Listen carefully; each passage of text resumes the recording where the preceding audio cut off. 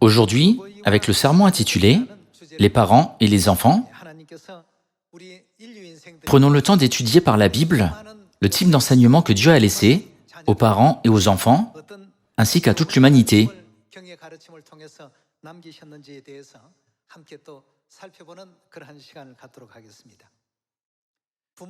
Il y a un dicton, les parents n'abandonnent jamais leurs enfants. Les parents n'abandonnent jamais leurs enfants, mais il y a de nombreux cas dans lesquels les enfants oublient la grâce de leurs parents. En termes simples, les enfants abandonnent leurs parents.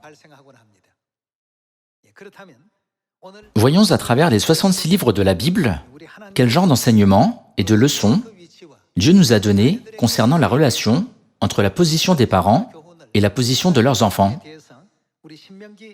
Ouvrons Deutéronome, chapitre 5. Dans Deutéronome, chapitre 5, verset 16, il est écrit « Honore ton père et ta mère, comme l'Éternel, ton Dieu, te l'a ordonné, afin que tes jours se prolongent et que tu sois heureux dans le pays que l'Éternel, ton Dieu, te donne. » C'est l'enseignement de Dieu.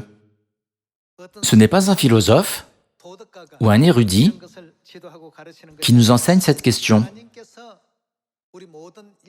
Mais Dieu enseigne à toute l'humanité, vous devez honorer et respecter vos parents. Ouvrons Deutéronome, chapitre 27. Voyons le verset 16. Maudit soit celui qui méprise son père et sa mère. Et tout le peuple dira Amen. Ne prenez jamais vos parents à la légère et ne les méprisez jamais. C'est aussi l'enseignement de Dieu. Passons au livre des Proverbes, chapitre 23. Chapitre 23, verset 25. Il est écrit « Que ton père et ta mère se réjouissent, que celle qui t'a enfanté soit dans l'allégresse. » Il y a un enseignement dans le livre des Proverbes qui dit « Donnez de la joie à vos parents et que votre mère qui vous a enfanté soit dans l'allégresse. » C'est également un enseignement qui nous a été accordé par Dieu. Passons au Nouveau Testament. Éphésiens chapitre 6. Chapitre 6, verset 1. Enfants, obéissez à vos parents selon le Seigneur. Obéissez à vos parents selon le Seigneur, car cela est juste. La Bible nous explique ses caractéristiques. Elle nous enseigne ce qu'est une vie juste à travers divers enseignements, en convainquant, en corrigeant et en instruisant dans la justice. Dans Éphésiens chapitre 6, il est écrit « Enfants, obéissez à vos parents selon le Seigneur, car cela est juste. » Verset 2 « Honore ton père et ta mère. » C'est le premier commandement avec une promesse.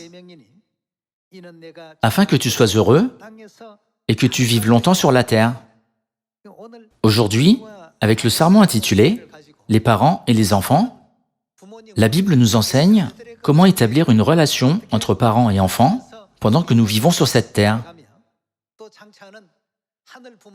De plus, c'est une leçon précieuse qui nous enseigne la manière dont les enfants célestes doivent vivre et l'état d'esprit correct envers nos parents célestes, Père céleste et Mère céleste.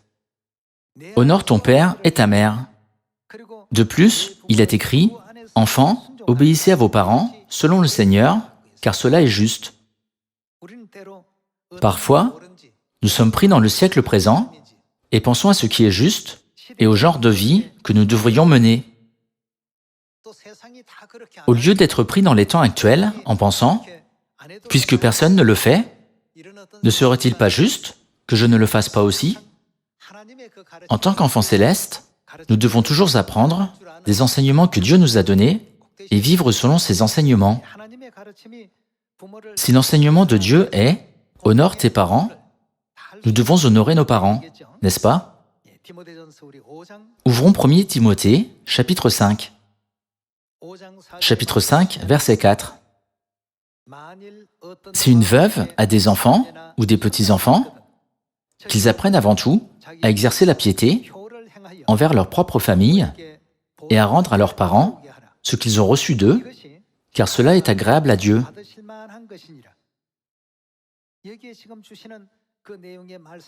D'après les paroles données ici, Dieu nous enseigne que nous devons exercer la piété envers notre propre famille et que nous devons apprendre à rendre à nos parents la grâce que nous avons reçue d'eux.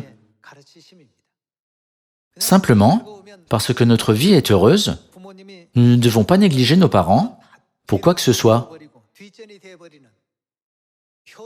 Certains pensent que la piété filiale n'est rien d'autre qu'une idée qui existait il y a longtemps, au temps de nos ancêtres.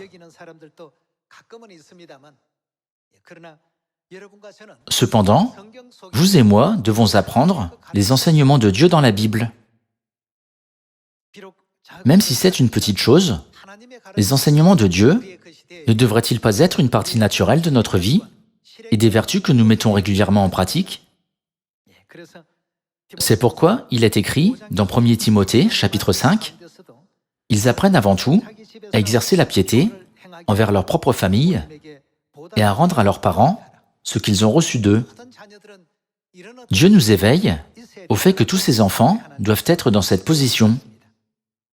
Cependant, Dieu a prophétisé par la Bible que lorsque le monde serait rempli des propres pensées et idées des gens, cela les conduirait à désobéir à leurs parents et cela engendrerait une génération méchante et adultère.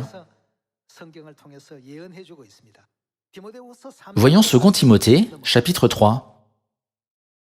Chapitre 3, verset 1. Sache que, dans les derniers jours, il y aura des temps difficiles, car les hommes seront égoïstes, amis de l'argent, fanfarons, hautains, blasphémateurs. Comment seront-ils?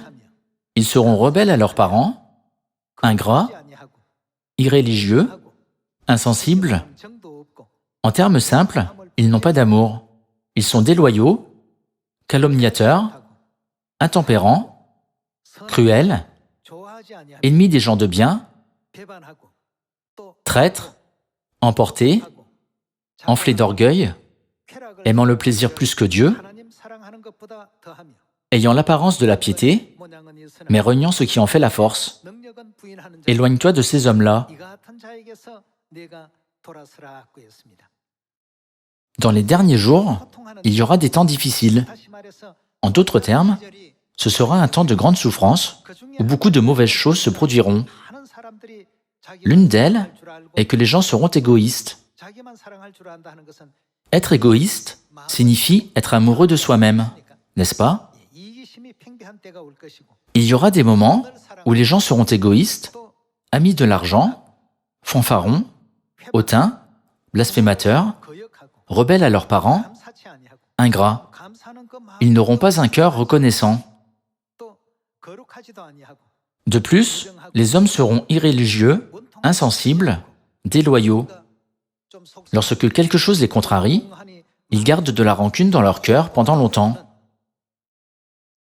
Et les hommes seront calomniateurs, intempérants, cruels, ennemis des gens de bien.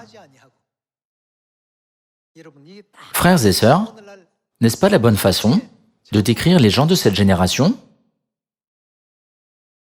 À la lumière du sermon d'aujourd'hui, concernant la relation entre les parents et leurs enfants, cette génération est celle qui désobéit à ses parents. Bien sûr, ce genre de désobéissance peut être trouvé à chaque génération, mais ce problème est particulièrement répandu en cette époque dans laquelle nous vivons aujourd'hui. C'est pourquoi Dieu nous fait savoir, à travers 2 Timothée, chapitre 3, que de son point de vue, la situation actuelle est terrible et défavorable pour toute l'humanité. Les paroles écrites dans Deutéronome, Proverbes, Éphésiens, 1 Timothée, à travers toutes ces paroles, Dieu nous enseigne la justice. La Bible a été écrite par des gens qui ont été poussés par le Saint-Esprit pour transmettre la volonté de Dieu à l'humanité. À travers ces textes, c'est la parole de Dieu que vous et moi recevons aujourd'hui.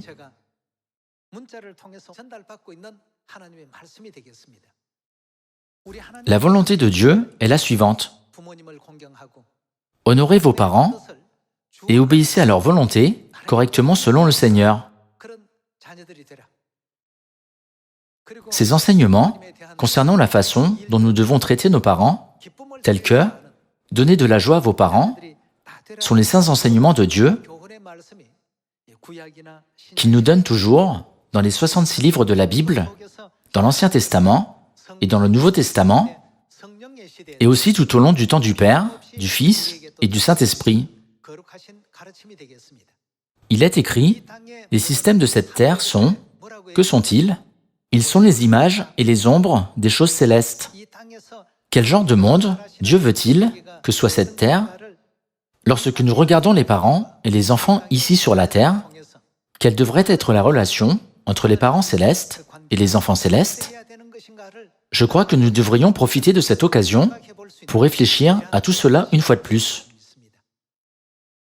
Dans le ciel, nous nous sommes rebellés contre Père Céleste et Mère Céleste et avons été expulsés sur la terre.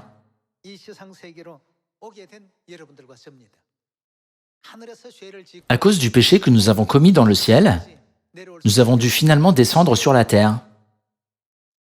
En voyant comment les enfants se comportent envers leurs parents sur cette terre aujourd'hui, nous pouvons nous demander comment avons-nous traité nos parents dans le royaume des cieux? Vous pourrez également voir cela se produire à travers vos enfants. Aucun parent n'abandonne jamais l'avenir de ses enfants. Afin de donner un meilleur avenir à leurs enfants, les parents font des sacrifices, se dévouent et font de leur mieux pour eux.